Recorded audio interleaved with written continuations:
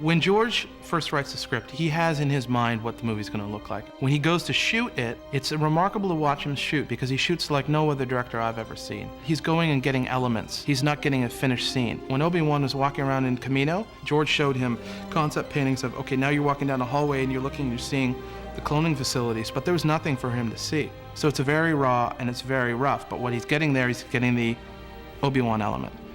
The pre-visualization guys are filling in what that hallway may look like. Imagine two shots. Obi-Wan's talking and then Lama Su's listening. Master Scyther-Dyas was killed almost 10 years ago. How long do you want Lama Su to listen? What do you want Lama Su to do?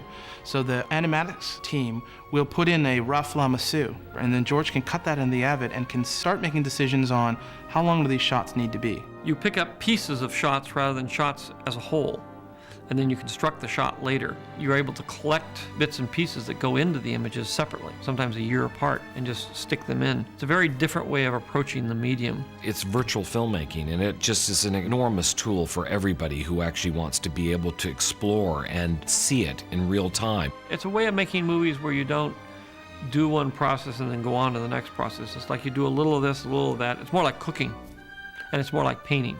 You know, you paint, you move it around, you kind of thing, you paint a little bit more.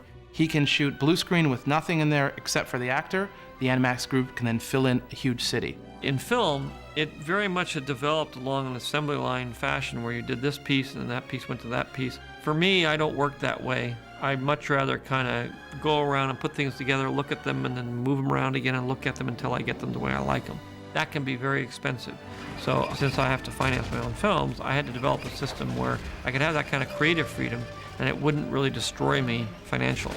We take our animatics and we build them piece by piece until it creates a sequence that would be almost the same as if we were shooting it real.